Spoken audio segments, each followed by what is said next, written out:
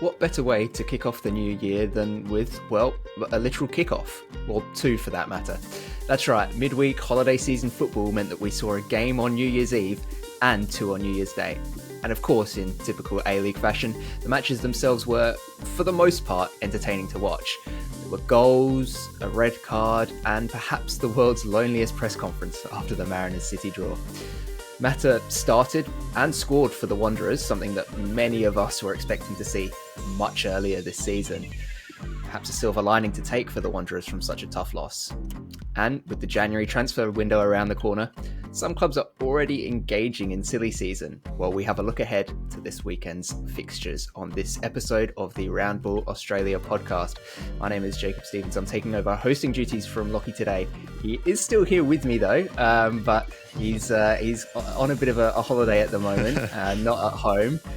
So we figured it would be best for me to take over, and I'll be doing the next couple of episodes as well. So a bit of practice there. But Lachie, what's it like on the other side of things for once? It is nice. Honestly, a lot less pressure. I get to sit back and just have my 2 cents and don't have to worry about all the different games we have to cover and all the technicalities behind it. So no, I'm very thankful for you tonight.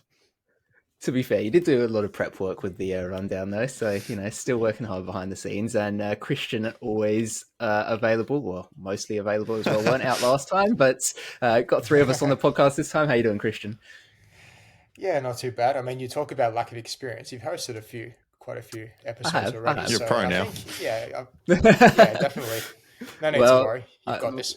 Let's hope that everybody else feels that way. But we'll move on to talking about some of these midweek fixtures that we did have. It's a bit of a rarity in the A-League. When we do get them, it's usually only one team or another, and that's usually because of other competitions. But we had a few over this holiday period, and with the way that buys have worked and things this season, we've got a bit of a split round 11. I think it's titled as.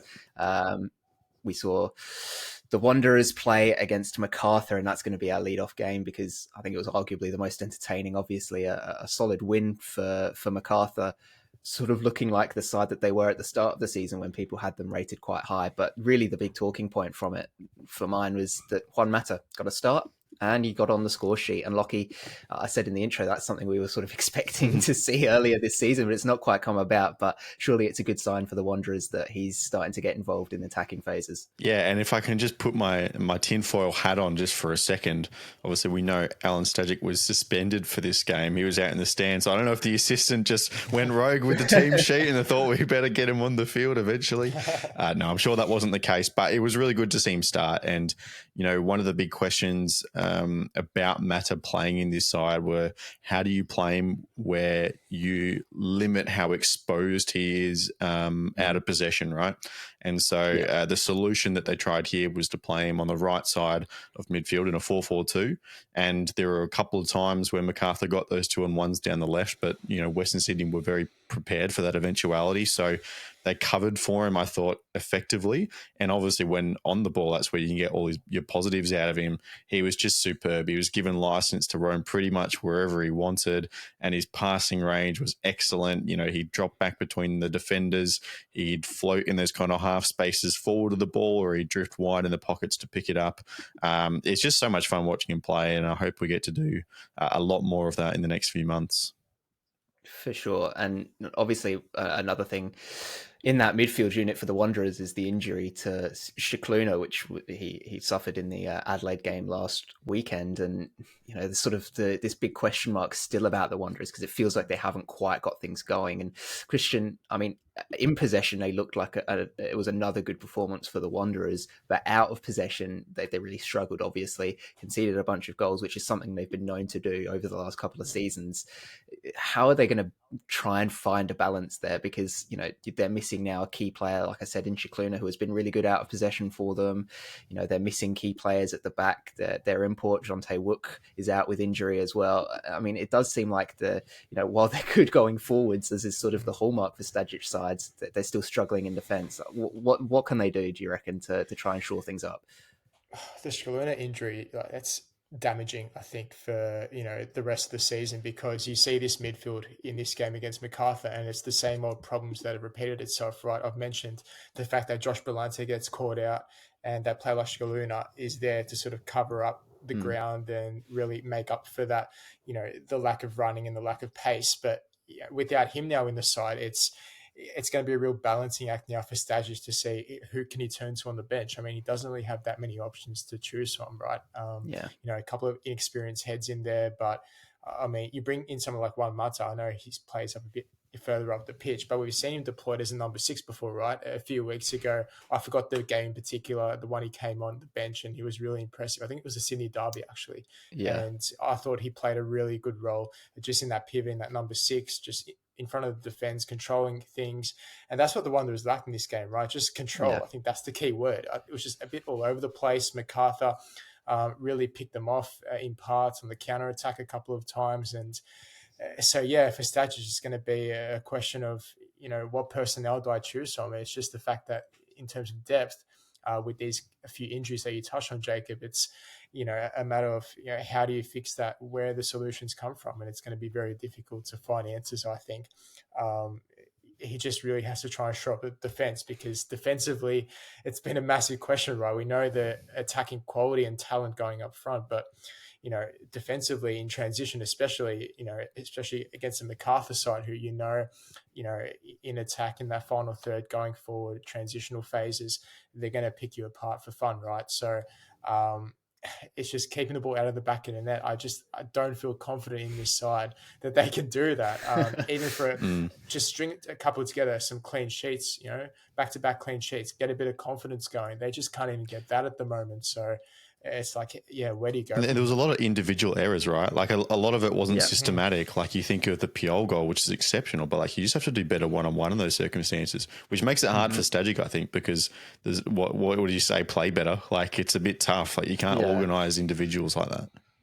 I think it's one of those things, though, as well, where he can at least see the good side to it and going, well, I've actually set the team up well here. It's just that they've made those individual mistakes. Like he doesn't have to go, I'm doing something wrong. It's the players are doing something wrong. And I know that it might seem like shifting the blame, but from a coach's perspective as well, you go, right, it's not a systematic error with me. And I think, Christian, you touched on something actually really important there, was the lack of control. And that's what they did so well in the Adelaide game, where they got that win, was they just completely controlled the game. Yes, Adelaide scored 2 goals, but that was in a 10-minute window. And again, it was almost sort of individual errors that caused that, poor marking mostly from the Wanderers. Whereas in those periods where they did control the game, they dominated, and it was something they were lacking here. And I do think that Scicluna is a big loss there, but I don't know if I sort of prescribe to this idea of Juan Mata as the 6. I'd like to get your opinion on it, Lachie. I think that he's definitely better off being employed higher up, and I think that the best thing moving forwards for the Wanderers is trying to find some sort of replacement for Scicluna here in January. Yeah, look, it's tricky, right? Like you say, he was good as a 6, but when they were off the ball, then he struggled, right? So when Christian, you say you were looking for him to help control in the 6, obviously what you're saying is when the Wanderers are on the ball is for him to be the one who was using the ball and distributing it out, right? Whereas I think what he actually proved in this game a lot is that he is, like, obviously he's good in that position, but he's exceptional, obviously, when he's looking to play the forward passes. And it's not the guy that is sitting in the middle and playing the 1-2s to the fullbacks, out the defenders into the 8s, whatever. I think, you're obviously looking to Josh Brillante to do those kind of simple role-playing moves and just do the easy pass, be in the right spot, have, organise your rest defence so in transitional moments you can be solid. And for me, I think Mata is the one that you have to allow further up the field to be the creative guy that is playing balls over the top. And I think that's what this game showed for me. And Josh Brillante is the one that I think has to step up and take a lot of that defensive responsibility. Especially for like a veteran player too, that's the one thing you sort of think, you're getting Josh Brillante, you're getting that experience, that presence in the midfield to sort of stabilize things. And it just seemed like that was, I guess, lacking in this game. But what wasn't lacking was some interesting challenges going in. Bujidar Cry have got an early yellow card in this one. And this is something that looked very similar to what got Zinedine Mashash sent off in the last round. Very, very similar. And Christian, you weren't on the podcast when we discussed this, but I know you have some strong views on it. So I'd like to get your opinion here. Presuming you're thinking that the yellow card is 100% the right call. the yellow card, even so, I wasn't here obviously for the big blue. That was for me. If the ref gave the yellow card, which he did in the first place, there would be no arguments, right? It's just this thing about going to the VAR and then having a second look. I listened to the podcast as well, looking back when you two mentioned about the slow replays and how that impacts the referee's decision. All of this comes into play, and that could have easily been the case in this one as well. I think Crive, you can tell it was a bit of a slip. When he went in, you can tell there was no real intent, to get the man and tackle him. I mean, common sense prevailed in the end, obviously, and just happy that there was another case of a red card, because I think outrage really would have poured out if that would have been given. The funny thing as well was Jack Clisby passed it into Jermaine on the floor. I don't know if you guys picked it up. Yeah. Jermaine was on the ground, just injured. Clisby just passes it into him. That's what stopped the game in the end, right? Yeah, which I thought was pretty funny, but no, that was a funny moment. Well, I mean, arguably the funnier thing is that the referee in the VAR booth was the same in this incident as it was in the victory one, right, Lachie? Yeah, exactly the same. And look, in isolation, this is fine, right? Like, I think we all agree that the yellow card in this case was the right one. But obviously the controversy comes from last week, where very, very similar circumstance. If we're talking about intent, both players had no intent to make contact with the opposition player like that, but the contact was the same. So obviously consistency week to week is hurting. But I had a little bit more of a think about this, and I think I've come to the conclusion that it is a VAR problem, because the rules of football, the laws of the game, were written for a world without VAR, right? So what you get is, rules like, the recommendation we've had from the A-League and the head of referees at Football Australia, John Moss, is that, you get your studs up above the ankle, that's a red card. That's a fairly blanket term. But those kind of words were written where, you only get one look at it and really quick. And if you can't be sure about something, generally the advice to referees, if you don't give it, right, especially for a red card decision, you have to be 100% sure about that. Yeah. But all of a sudden with VAR, we're simply able to see more of them, right? So indirectly or directly, whatever, we're simply capturing more of these incidents and handing out more punishments for them. So it's really tricky, because the VAR probably are just doing what they're instructed to do. However, the rules and the laws of the game were written for, as I say, an era of football that didn't have VAR. So just the quantity of these kinds of decisions, and they have been a lot better this year, by the way, as well. We've seen a lot less of those just rules that are following the technical guidelines of the law rather than applying common sense. We've seen a lot less of those kind of contradictions. So it does feel like it's improving, but this is just another inconsistency that's lagging behind. I wonder if the decision wasn't made last week with the red card, because I reckon after that incident, the referees would have gone into They would have talked about it. They would have said, they would have talked about it. And I reckon if that didn't happen, I just wonder if a red card would have been shown. I agree. I'm with you. You talked about the inconsistency, Lachie. Like, that's just the thing, right? The referees, a couple of days prior, they would have just spoken about it to say, okay, this is the way forward now. If there's similar incident occurs, yellow card, or if worse, just don't give out a card, right? So I just wonder.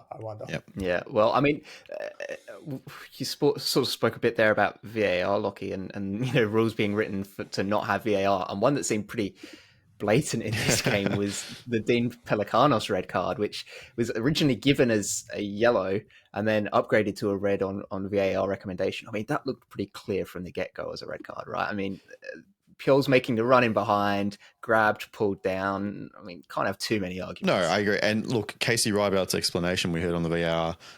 Actually, sorry, we didn't hear this on the VAR. We heard this through Daniel Garb, which I thought was hilarious. Because as Robbie Thompson was mentioning on commentary, IFAB don't allow the live conversation between the referee and the VAR to be broadcast on television.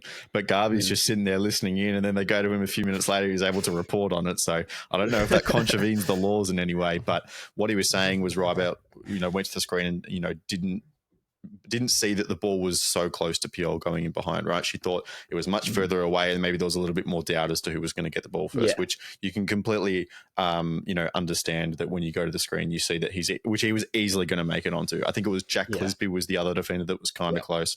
He was never going to get there first. So that instance, very happy with that use of VAR. Yeah, clear dog so for me, and the red card, very justified. Christian, no complaints about VAR this time? No, it was clearly the last man. I think had no other choice but to be a red card. I think you saw the reaction straight off the field. Perkanos just walks off. He knows that it's a straight red, no complaints, and that's when the refs made the right decision. But that's the good instances where VAR comes into play. Obviously, picking up those little errors, telling the ref to come over, have a look. It's just the problem is like I think the overuse of VAR. I think might be just killing the A-League at the moment, just with these, little things where the ref might make the right call on the field, but like there's just too many people trying to make decisions at once, right? You've got people in the VAR room, you've got the ref on the field.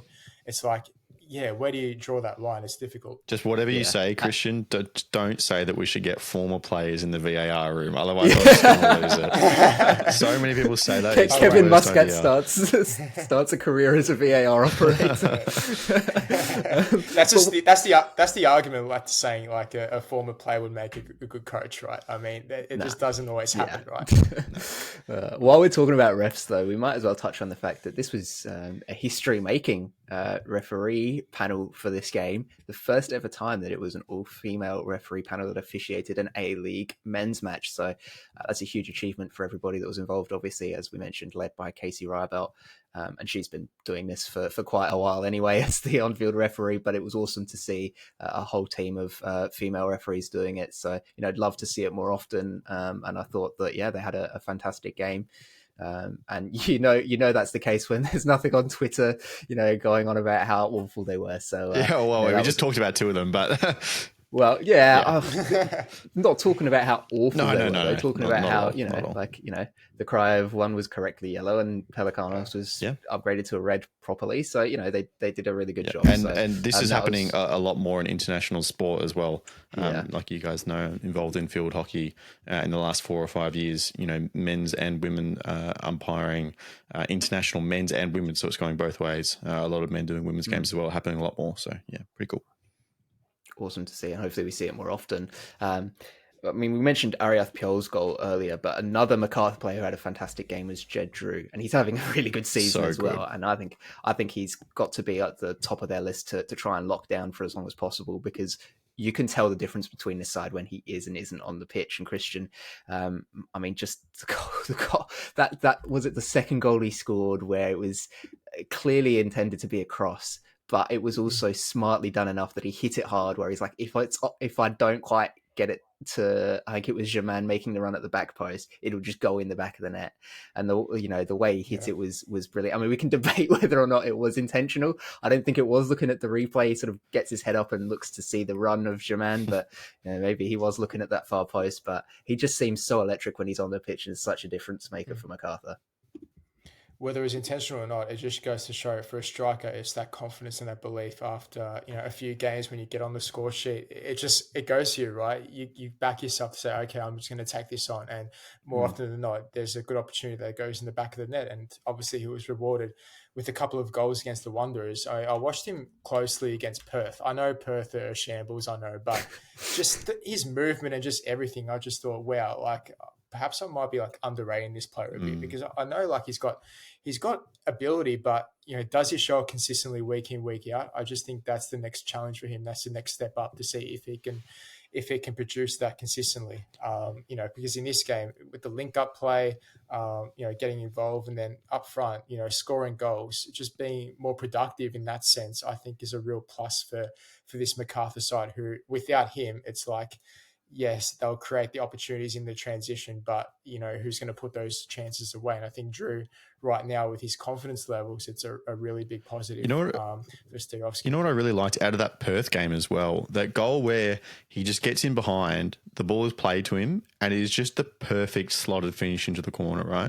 Like, how often do we see young Australian players just, have to pass the ball into the bottom corner, but they try to do something better or they put it wide? Like, it was simple, but he just does it, right? And earlier in the season... But he didn't even think about it. He didn't think about it. He just slotted, did it, 100%. Right? There's no hesitation. Yeah, and early in the season, we saw some of his crossing ability as well. We saw it in this game. He plays the ball in behind for Pjol that earns the red card as well. That's a big chance that he creates, right? So he's got the goals and assists to go with it. I think it's maybe 5 of each so far this season or something like that. so. It's a really good stat, and he's only like, what, 21 years old or something. So yeah, he's arguably one of the form players of the competition at the moment. He's lighting it up. And crazy to think as well that this is a MacArthur side that coming into the season, there's a big question mark, obviously, with Avil not in the side anymore. Who's going to be the one to step up in attack? And everyone was sort of pointing at, it's got to be Germain.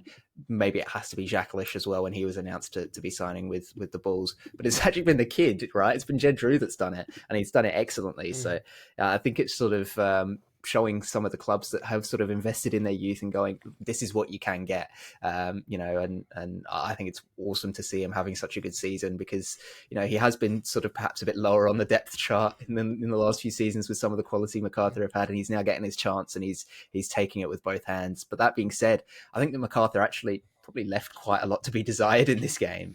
They weren't as clinical, efficient, effective as they could have been.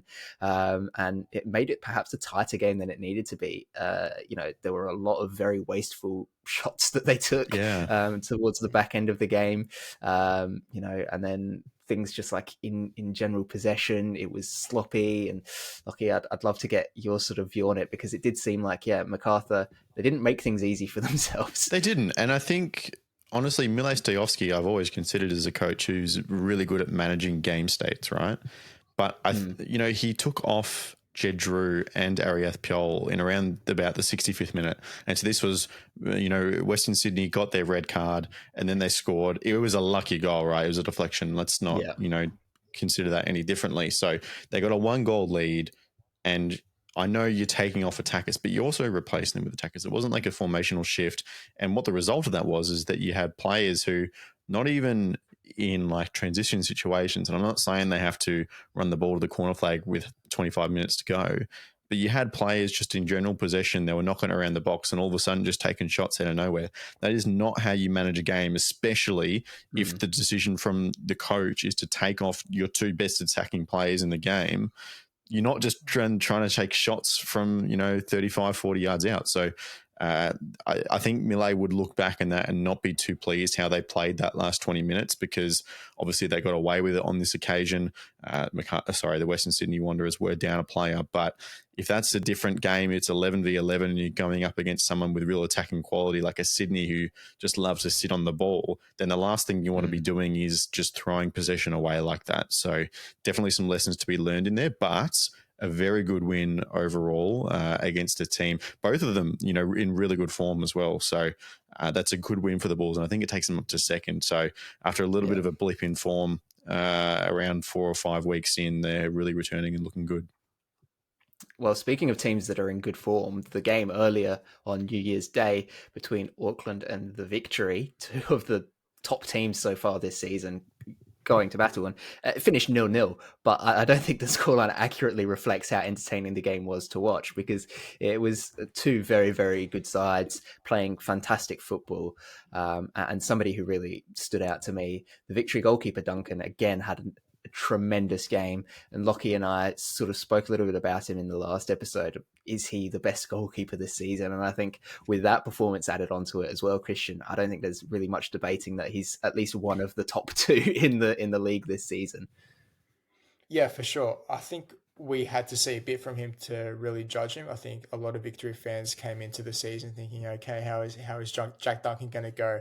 Obviously, the news came in that Mitch Langerak is going to come in the January window, and so that poses the question. I know you have it now in the rundown, but I'll head to it. It's like, do you like fix what's not broken, or like do you go with a different alternative when you know full well that you signed Langerak to be your number 1 shot stopper for the second half of the year, right? So like it could be an imbalance. Bringing in Langerak, I know he's a quality goalkeeper, spent a lot of time in Japan and Germany, etc.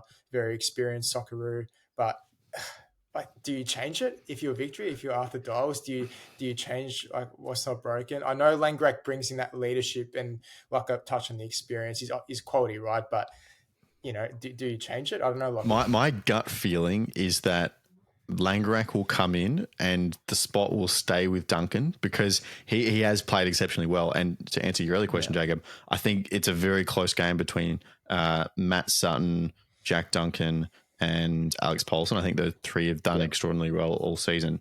But I think in the form that he's in, you can't drop him, especially for Langrak, who at January 16th or whenever the window opens, he won't have played competitive football for maybe a month and a half, right? So that's a little bit of a gap. So my gut is that Duncan will hold the spot, but then it'll all take maybe just like one game where he, slips the ball from his hands or, parries something unconvincingly. And then all of a sudden it's Langrak's opportunity, and then Mitchell will hold that spot for the rest of the season. That's how I see it playing out. Does it matter if he hasn't played for a month and a half or whatever it is? Because we've had the conversation about Matt Ryan and Joe Gauchi for the Socceroos, how they haven't had consistent minutes, and we've sort of been arguing that, does that really play? But Popper doesn't have another choice in that scenario. Yeah, that's the difference. Yeah. You've got someone in Duncan who has been performing really well all season long, and then somebody who hasn't, who obviously is a world class goalkeeper but hasn't played for a little bit. You do have that difficulty. And also, like, what message are you saying to the rest of the squad? Like, you can be performing this well, and we'll just bring someone else in and just automatically give you the spot. So I think he will have it by the end of the year, but I think it would be rough to kick Duncan out straight away. Yeah, I think it might, though. It might also be difficult for Duncan because it's going to add that pressure on of, like you said, Lachie, the moment there's a mistake, and Victory will be looking for it and waiting for any reason to be able to put Langrak in, because as you said, Christian, they have signed him to be the number one goalkeeper. That was the point of signing him, and Duncan was just a stopgap. So they will be looking for any reason to be able to get him in. So perhaps that'll actually put more pressure on Duncan's shoulders to go, I can't afford to make a mistake. And if he does it too late in the season, he's not going to have a chance to necessarily head over to another club and take the starting job there. Yeah, the good thing about Langrak is I don't think he's that type of personality who's going to, ruffle the feathers in the dressing room. Like, for example, when he was at Dortmund, he spent a lot of time on the bench for those first 2-3 seasons, had to wait patiently until he got that real good stretch where he's, played, I think, from memory, I don't know what it was exactly, but it was like 2-3 months at least where Weidenfeller, the goalkeeper, got injured, and then Langrak got his opportunity. So he is patient in that respect, but at his age, he's like, mid-30s now. Is he at a stage where he wants to stay on the bench? I'm pretty sure he wants to play. So it's like, how do you manage that? So that's going to be a challenge. Yeah. Well, talking about being patient as well, Bruno Fornaroli got just his second start of the season. He's had to be very patient. Obviously, there's been sort of a revolving door at the 9 for Victory, and Bruno comes in. And I think that in general, it makes sense for the sort of game that we were expecting, right? Where it's going to be a bit tighter, there's fewer clear-cut chances. He can drop a bit deeper and build up than perhaps Virgos can. But yeah, Dial's coming in, giving him a chance. Lachie, that's not to say that he had a tremendous impact in the game, but he was out there, he got the chance to start, and then Virgos actually came in and generated a decent chance towards the back end of the game anyway. Played a nice ball to, I believe it was Valupale who put it just wide. So still sort of a question mark over who's going to be the striker for Victory this season. Yeah, a lot of question marks. And, this depends for the goalkeeping situation as well. Who's going to be the coach in 2 weeks, right? When Langrak comes in, who knows if they sign someone else by that point. I think with Bruno, what became clear to me is in games without so many clear chances, he's the player that's going to scrap for you, right? He had a really good recovery run. I think in like the first 10 minutes, he got all the way back into the defensive third. So his recovery runs are good. He's obviously dropping deeper. He loves to get body on the defenders and win balls and join in that link-up play. So in games like this one against Auckland, where you're not going to get so many clear chances that maybe, maybe not, but maybe Virgos has a better completion rate. I don't know. But Bruno offers you a little bit more in that scenario. And I think it wasn't just the game state as well. I think, Virgos has had a very quiet month. He scored a few goals in the cup. He came in after Bruno played round 1. Virgos did, had a few weeks of some nice football without, getting too many goals. Has he scored? He scored 1 or 2 goals in the league, but not many more than that. I think he scored 1 so far this season. One in the derby. That's right, the knee side. Yeah. So, he's not got big goal numbers to back up his starting spot yet. Obviously, we can't forget about Jing Reese as well. He's still there. But now for me, it's Bruno. I thought I had a little bit of a hunch he was going to start this game. He put in a pretty good shift, as I said, for a game that didn't offer too many clear opportunities, definitely when he was on the pitch. I back him to start this week against the Wanderers as well. I think give him a month or so and see how it shakes out. Well, there's another interesting talking point you bring up about the coaching there, and Christian, I'd love to get your thoughts on it. Like, it's a difficult spot for Dials to be in, right? Because he obviously wants to be getting these performances, but there's absolutely no guarantee he's gonna be staying in this role for any length of time. Trying to find that balance between, yeah, okay, he's starting Bruno, and I think we can agree probably the right decision there, and he's perhaps been better with the chances that he's had this season. But then, that doesn't mean that that's going to actually be the best for the team moving forwards, because a new coach might come in and bring somebody else in, or favour somebody else. So it just seems like it's really difficult for him, and this situation he's in, and therefore the players as well. And we spoke about it when Kisnorbo left the club. How is this going to affect the playing group? And it looks like perhaps it's affected them a little bit more than we were expecting it to. Yeah, I think you can argue that there's probably less pressure at the same time, because I think Arthur Doles knows that potentially, most likely, he's not going to be in the job for long, right? I think Victor are Yeah. going to look for a long-term alternative option to replace Kisnorbo. Probably Doles' thinking is, okay, I'm going to try and experiment with a couple of things, maybe start Fornaroli in this Auckland game and see what comes of it. If it comes off, great. If it doesn't, well, I'm not expected to keep my job anyway, so I might as well, I don't know, try something different, right? So from that aspect, I think the pressure side of it, I don't think it impacts him that much. But it's an interesting point what Lachie touched on about Fornaroli, because I just think it depends when you utilize him, right? Because yes, we know when he comes off the bench, like in that recent derby against City, he was a workhorse. When he came on, he was so impressive. Just ran for every ball, chasing the scraps, doing everything what a manager asks of you when you come off the bench to make that impact, right? And then it's like, at the same time, do you start him because of Virgos and his lack of goals and finishing, right? He's only scored that sole goal against City in the first derby, like we mentioned. So it's like, where do you try and fit him in? Because he does have a place in this team, for me anyway. I think definitely he does. I know Kisnorbo probably had a differing opinion, but it's like, yeah, where do you fit him in the jigsaw puzzle? I also think on Dials or Dillers, I'm not actually sure the pronunciation of his name, but he offered a different Melbourne Victory shape that we haven't seen before this season, right? And so he's obviously trying to stamp his own little bit of identity on the team to make his case, I guess, to be the full-time manager. Patrick Kisnorbo played one system, and that was it. You had Casey Boss drifting up the left. I think on one week when he was injured or something, it was Adama Traore, and he's going the wide angle. You've got usually Reno Piscopo, sometimes Daniel Arzani, who was your nominal left winger. He was tucking inside and essentially playing as a 10 in the half space. Then on the right, whoever the right winger was, whether it's Arzani or Volupale, staying very isolated, and Jason Guerrier was really holding back and being part of that, back three.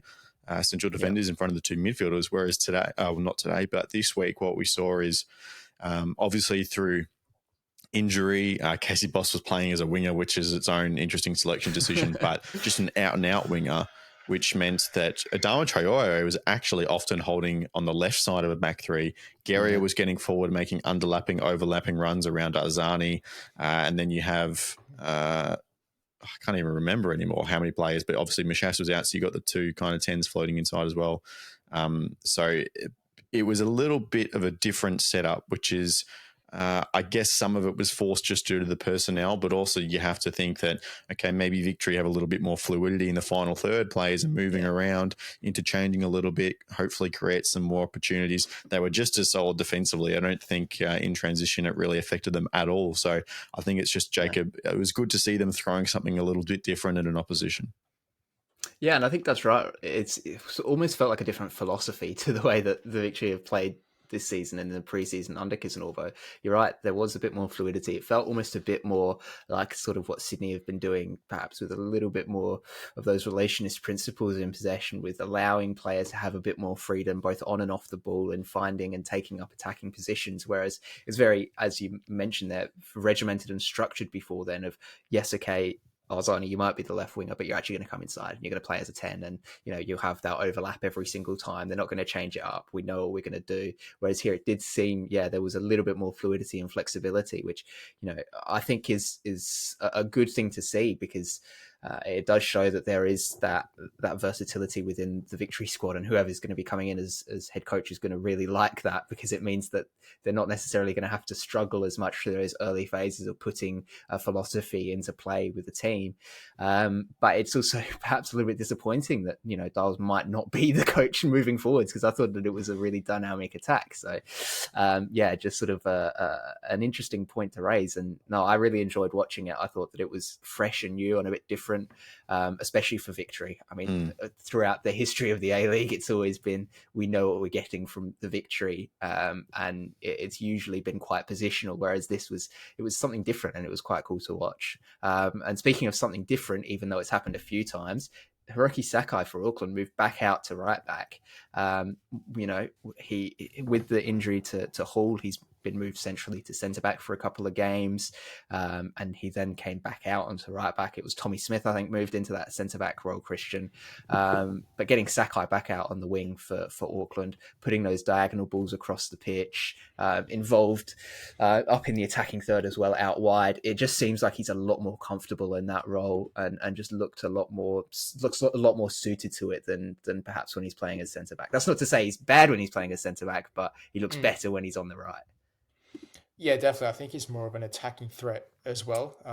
On the width, I think you're just losing something when you put him in a more central position. That's just my thought anyway. I do agree with you, Jacob, in that respect. And perhaps it's when, Corica wants to go with the back three, maybe you slot him in there, even if it's late in the game, 15, 20 minutes to go. Do you try and, soak up the pressure and just, bring numbers back? I think that's the time when you can do it. But, especially from the get-go, first half leading into the second half, definitely in a more advanced wide role, coming back defensively, helping out as well. Obviously, I think that's obviously one of his real strengths as well in this Auckland team. And that's a big reason why defensively, at least the first few games, when they kept that ridiculous run of clean sheets, that he was an integral part in that. The communication aspect, the leadership, just the linking as well. You can see like the back four and the movement.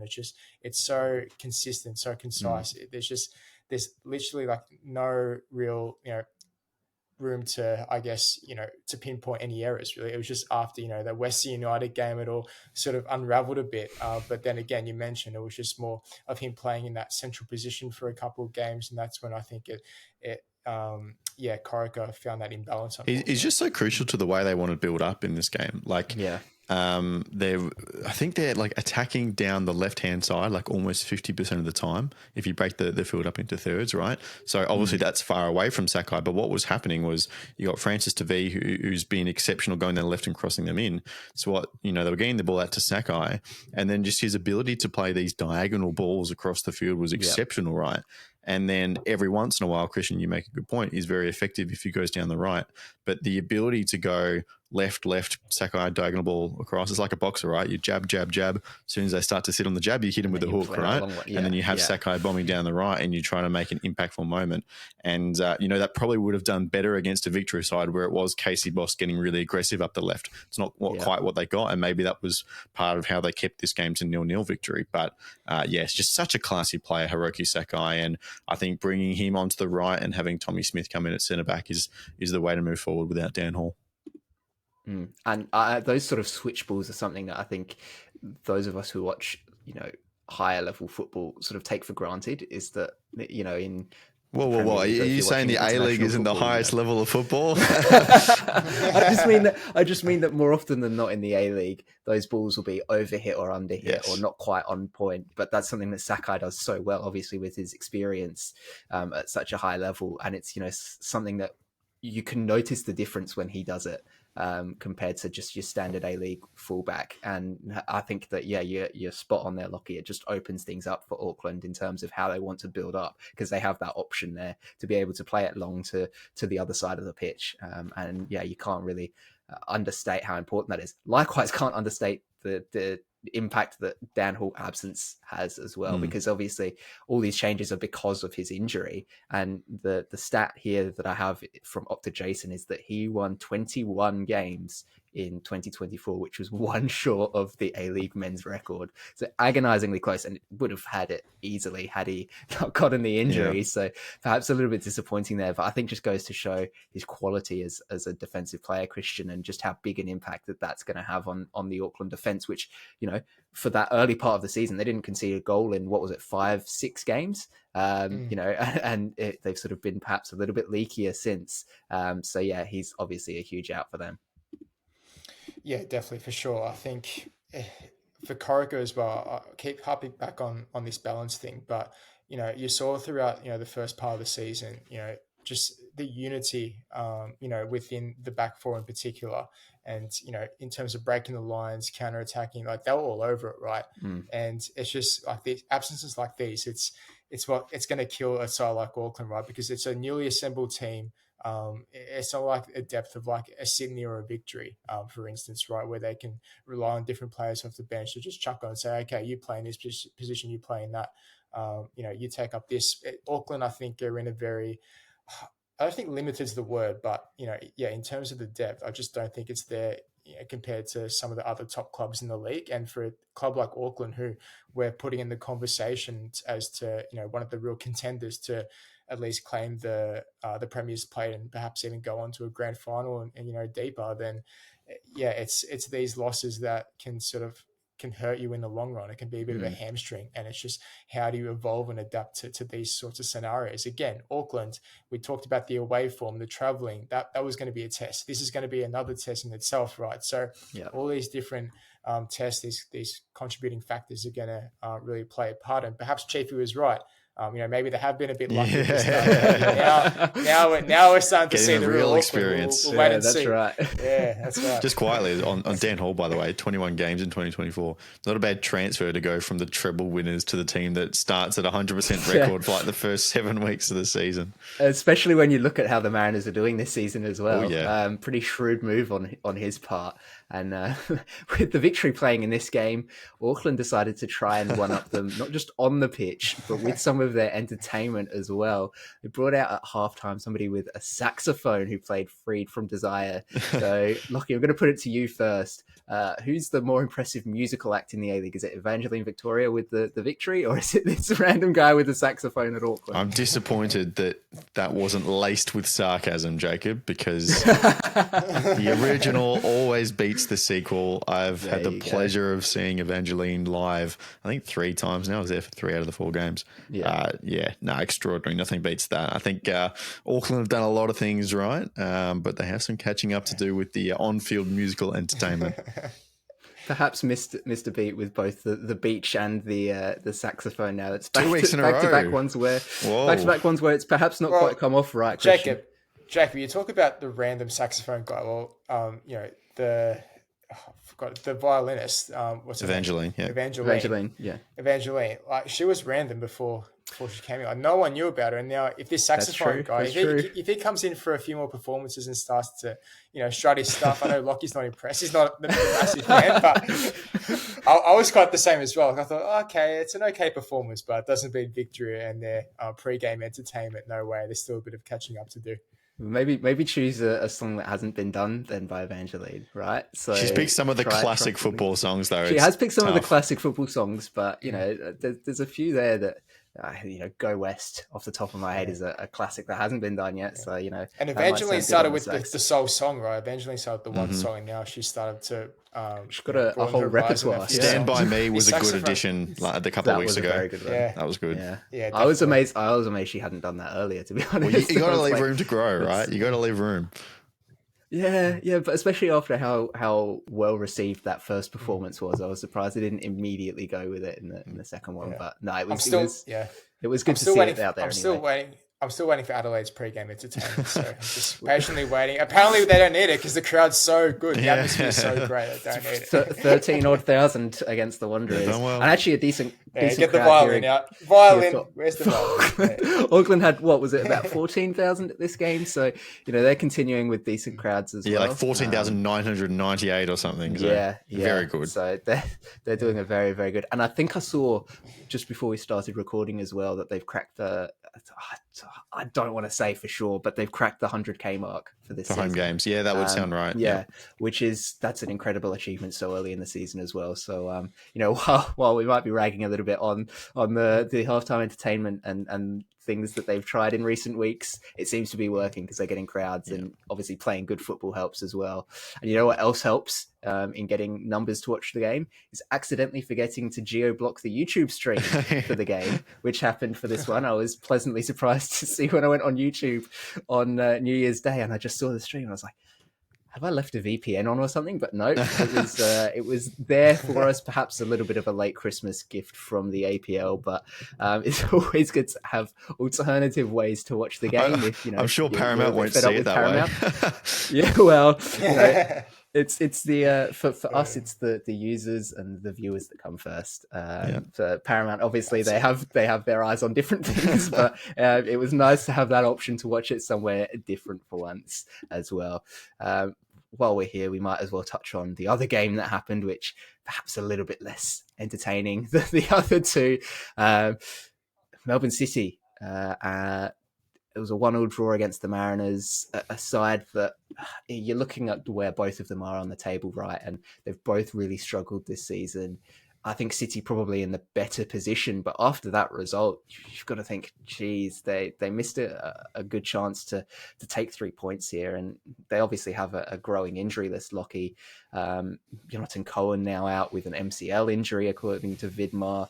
So that's him, Nikovsky. You've got Jego Leckie, Tilio Caputo, Lepane, and Naboot all out as well. Just a growing list of concerns for them, because who's going to be the one to go forwards and actually put the ball in the back of the net for them now? Yeah, and it adds to the interest in the January transfer window now, right? Absolutely. If they weren't looking at some names already, you've just lost another player. I believe just before we started recording as well, Cohen went on his Instagram and confirmed that MCL injury as well, the medial collateral ligament.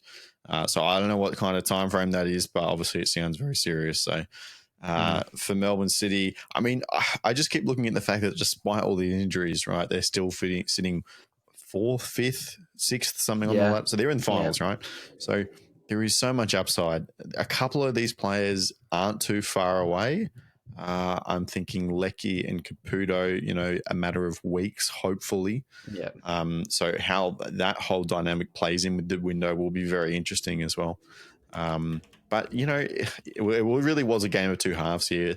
Melbourne City did what Melbourne City do. They have a lot of the ball and sometimes struggle to convert that possession into attacking opportunities. They got one off a really nice header from Samuel Suprayan, but one set-piece goal against a team like the Mariners is not what you want to end up with.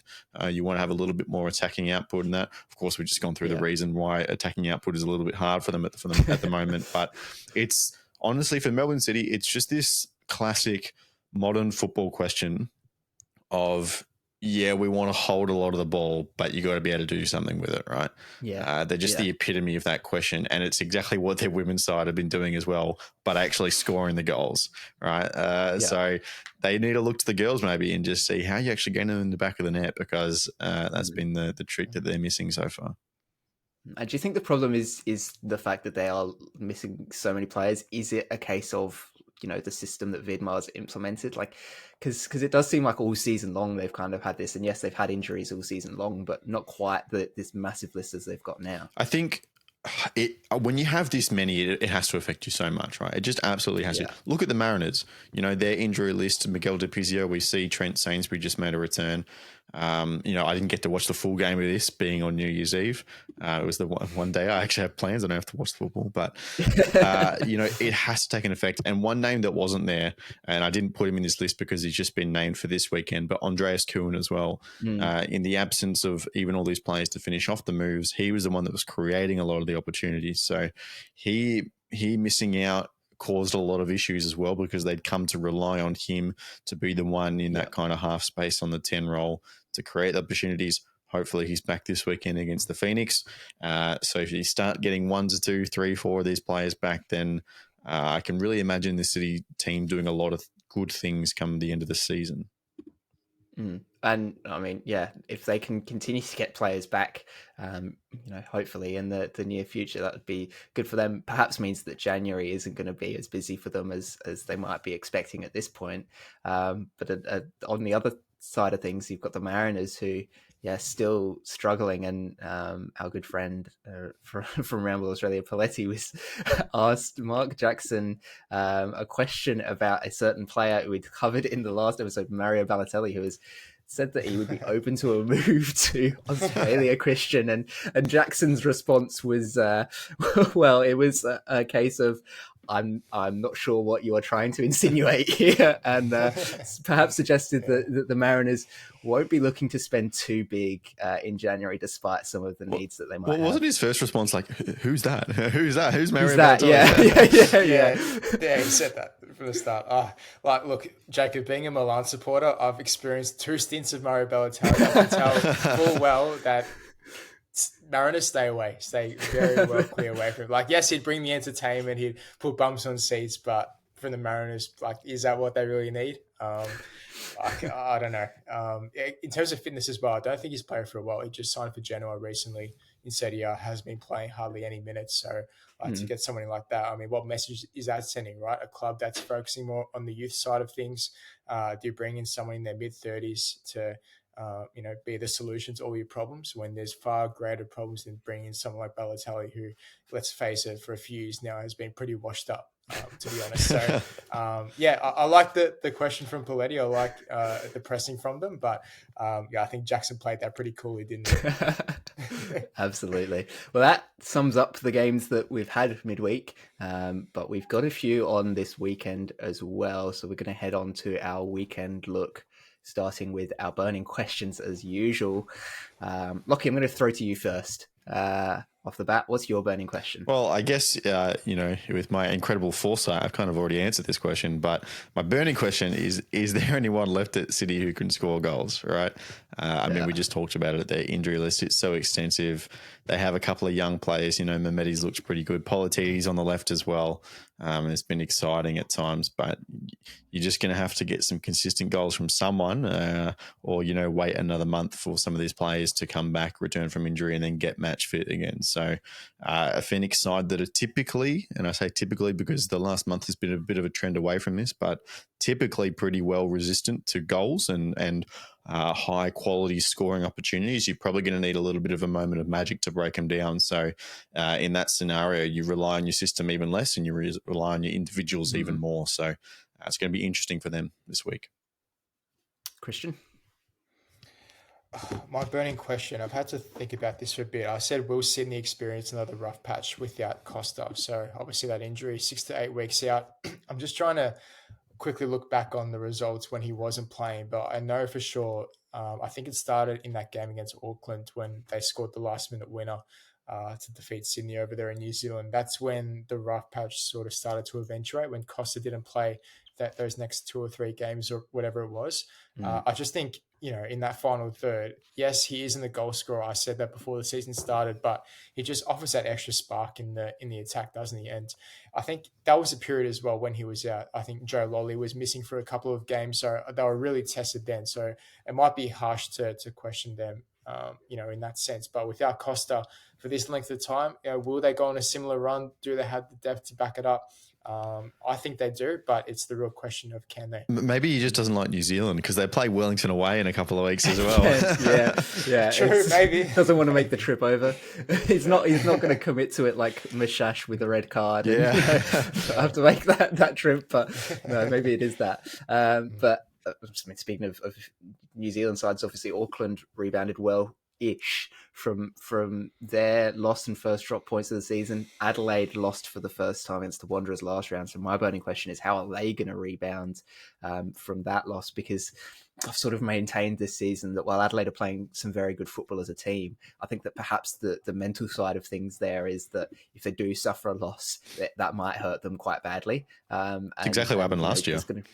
yeah, there's going to be a lot of work behind the scenes from Carl Viet and the coaching staff to make sure that the boys are all focused on the task ahead, because it's clearly something that they couldn't quite get right for those two back-to-back home games against Sydney and the Wanderers. They couldn't get the mentality right. They've suffered that defeat. Carl seems pretty confident that he'll be able to just keep focusing on the same things they've been doing well all season long and getting that to work again. But it'll be interesting to see either way, because, yeah, like you said, Lachie, last season, that's what killed them, was you suffer a loss and it just takes all the wind out of your sails, and it takes a while to get back into it. So if this is truly a team that wants to win something, wants to show that, then they've got to rebound well, and they've got to do so quickly. We're going to move now on to our worst case scenarios. So again, Lachie? Yeah, mine is that Joe Lolly gets injured. And Christian, if you're wondering if Sydney would go through another rough patch without Costa, then if they lost Joe Lolly as well, then that would be really tough to bounce back from. Obviously, he played in the 9 last week, got in the EAFC Team of the Week for his performance as well. He played exceptionally well. And, of course, Patrick Klimala, who's another very important cog in this front third for Sydney. Yeah. I believe he's named in the extended squad this week. Well, it remains to be seen how match fit he is.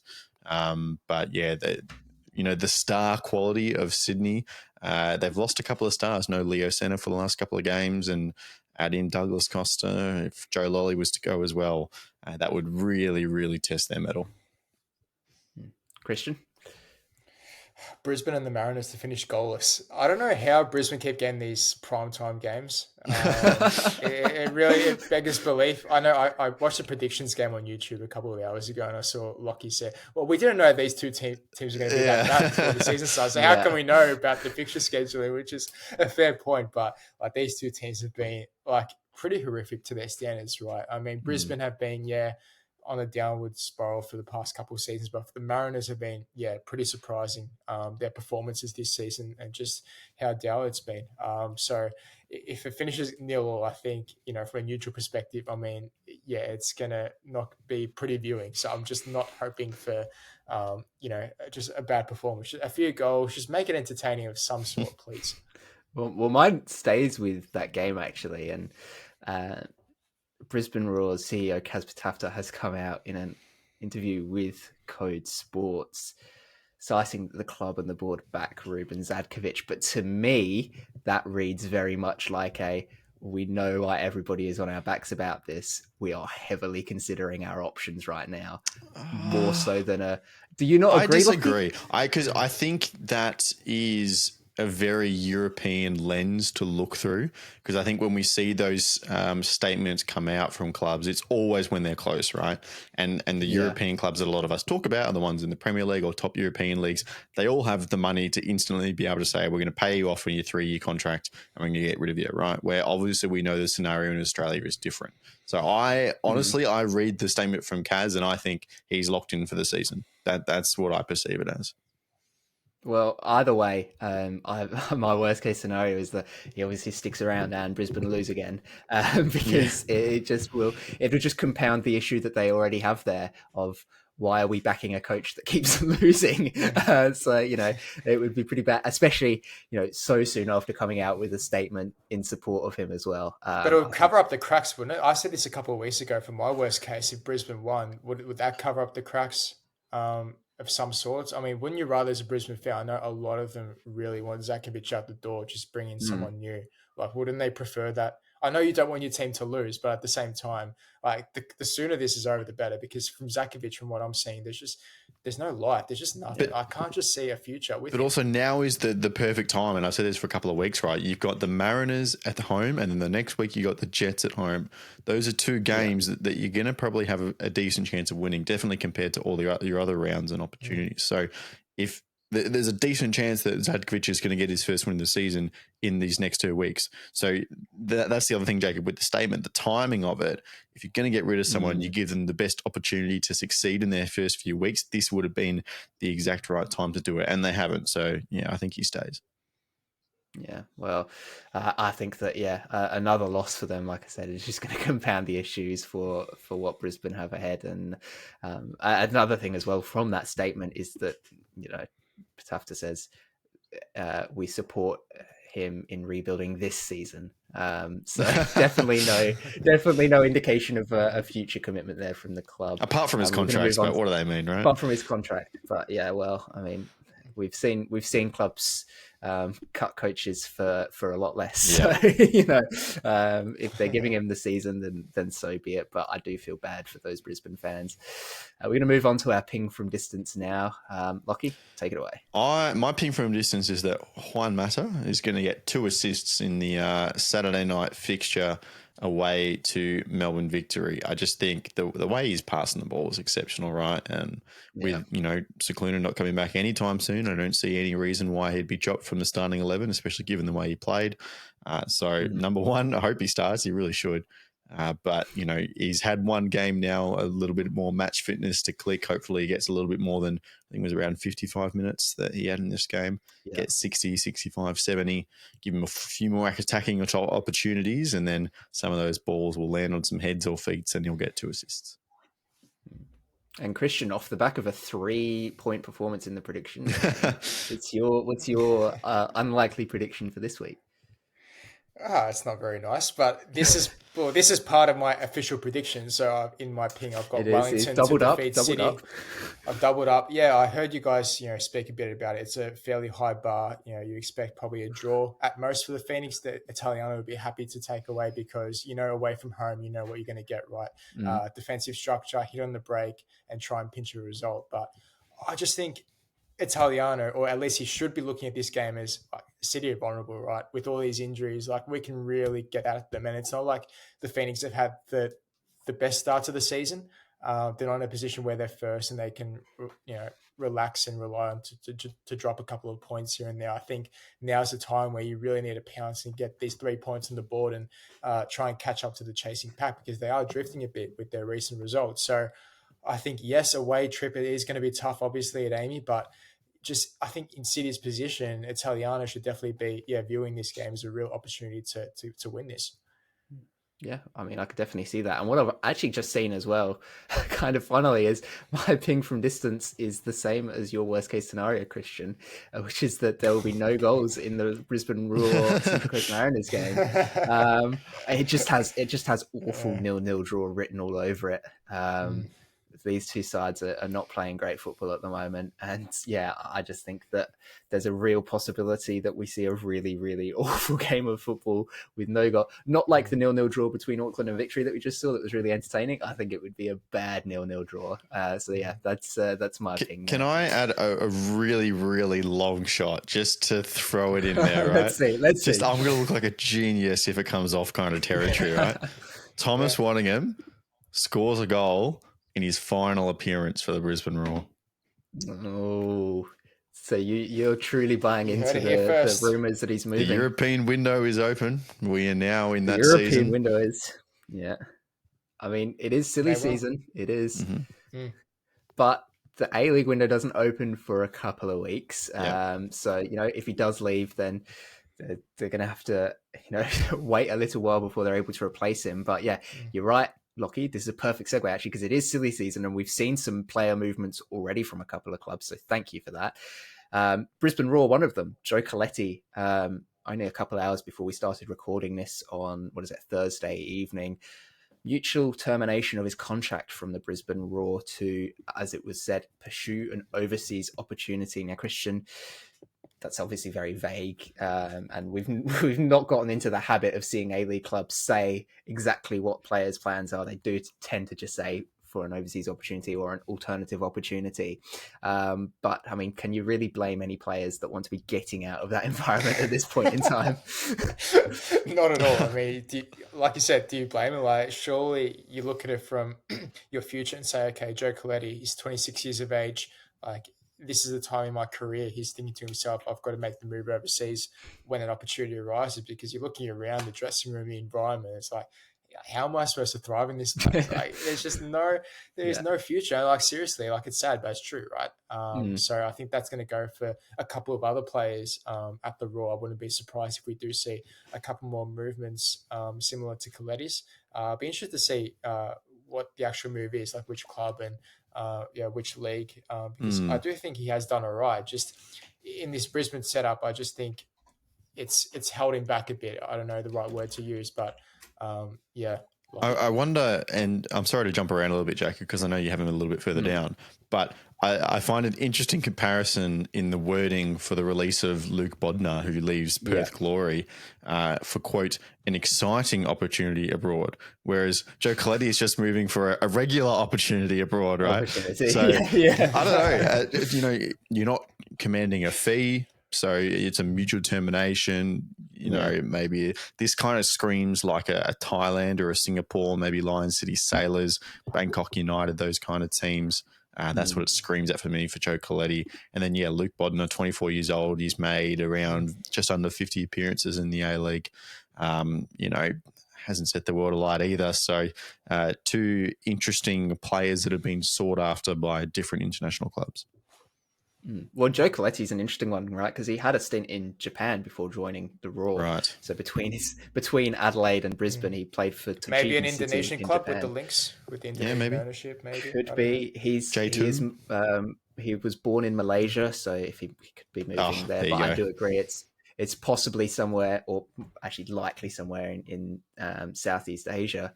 And then Bodnar from Perth, who I've always felt has never quite lived up to perhaps the potential that he has. Perth is perhaps not the best environment to come through as a young player, but it always seemed like, at least from what I'd seen, Perth fans when he was coming through were always talking quite highly of him. And then I don't know, he'd never quite stamped his authority on any game that I saw him play in. So it's quite interesting that he's been able to get a move. I think who was that young striker Perth had a couple of seasons ago that went over to, I think it was Finland, Ivanovic. I could see something similar here in moving to Europe somewhere in a lower league. That's perhaps a similar standard, but just that fresh environment gives him a chance to perhaps meet some of the potential that he's always had and that a lot of people have seen. But they're not the only clubs that have had, well, it's not exactly movement in Sydney's case, but there has been a signing, and that is Harrison Devonish-Mears, who has extended his contract. He's added an additional season to the 2-year contract that he had from, I believe it was June last year. So that now takes him through to the end of the 26-27 season. And I think that kind of spells the end, Lachie, for Redmayne at Sydney, right? If they're looking to lock in a young goalkeeper now, then perhaps the writing's on the wall for who's been sort of a legend of Australian football. Yeah, absolutely. The grey wheel, right? It kind of follows this wave we've seen the last 12 months of, I say young goalkeepers. I was surprised to learn that Devonish-Mears is 28 years old, right? So he's not exactly young. He's a little bit younger for a goalkeeper, right? We know their careers go a little bit longer. But some of these more experienced goalkeepers getting kicked out the door a little bit. You could probably argue that maybe it could have even happened a little bit earlier. I know Sydney fans weren't, too extraordinarily pleased with how Redmayne performed last season. So they're looking for another option. He's come in, played a couple of ACL2 games, as well as his A-League appearances, made a couple of mistakes, as we've seen from all of these, let's say, inexperienced at first-team level keepers in the A-League this season. So I guess that's just par for the course. You got to take the good with the bad. But really good for him to get another season on his contract. They obviously now view him as someone that they wanted to shore up for a little bit of a longer period, because it's a little bit odd, right? Like, he's got a season and a half left and they just want to tack a year on. So I don't really know what that says. Are they trying to maybe hope he gets a full season next year and then a transfer, something like that? I'm not too sure, but definitely good for him personally. Yeah.